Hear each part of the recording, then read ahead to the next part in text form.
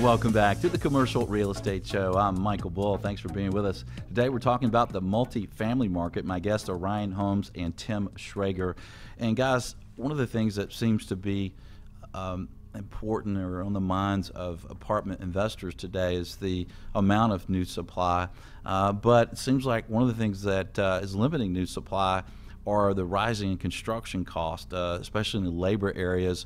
You know, what do you guys see, Ryan, for construction costs? You've got, would you say, 7 or 8 projects underway? We are definitely seeing rise, and it's mostly in the labor pieces. I think a lot of the subs are trying to make some of the money back that they lost during the Great Depression.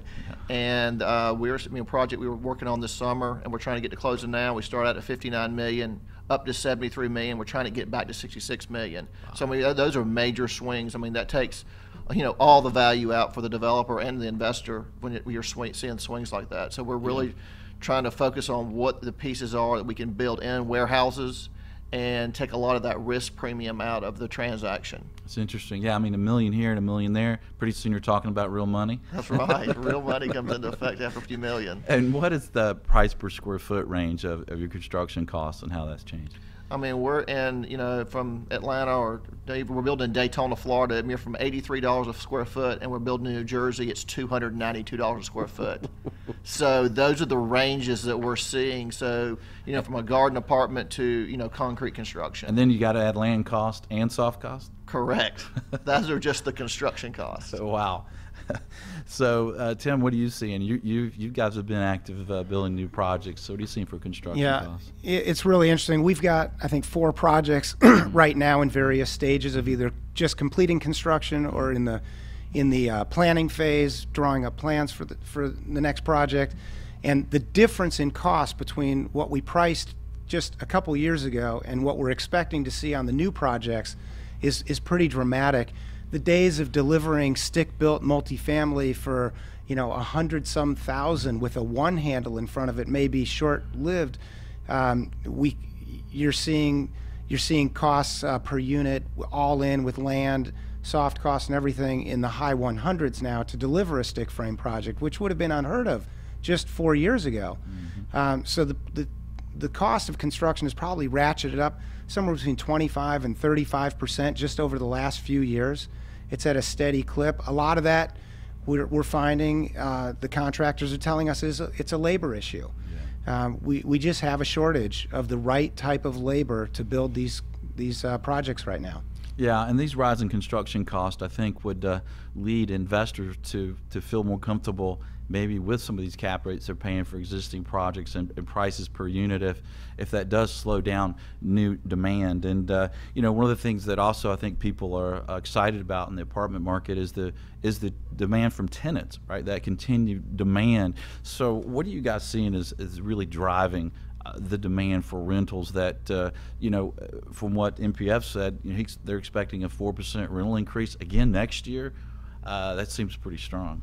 What's driving it? I think that the biggest driving factor right now is the renters by choice.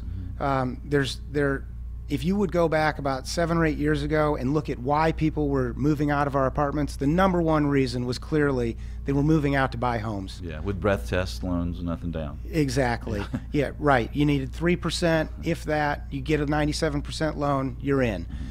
Now that market is gone. So now you've got renters who don't have the down payment money. Part of the reason why is because they're coming out of school with a lot of debt. So they don't have the money for the down payment. They saw their parents get clobbered in the Great Recession. They don't want to be put in that position. So you've got a lot of renters by choice. That would consist of the millennials all the way up through the empty nesters. You've got a lot of the 40-somethings, 50-something-year-olds that are in that same boat. They don't want to own a home right now. The empty nesters are selling their homes. They might have a vacation home, and in the city where they live, they might have an apartment. We're seeing a lot of that as well. So you're seeing that demographic right now. Like, what is the kind of the age demographic of some of your communities? Well, it really varies, and what we're seeing is that it's becoming more a broader range of people living in the same community. So we're really all about active lifestyle, and that appeals to everybody. It appeals to the empty nesters. It appeals to the young family with kids in the strollers. And it certainly appeals to the millennials and the dual income, no kids, the dinks, if there's any of those left. So it's really a wide range of people that will now live together in a 200, 300 unit community. Well, it'd be interesting to see if some of the people who are 20 and 23 years old, if I move in there, if they like my Beatles music blaring, And what about student housing?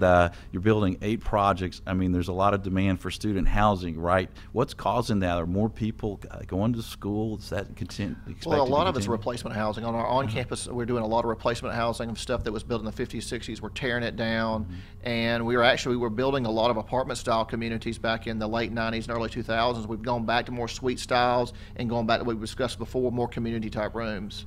So they're willing to take less space. We talk about the internet, technology. We're doing a lot less parking. Most of our places now are 30% to 50% parked, and people are willing to pay for that when they have the car. But going back to the electric, people are getting more environmental.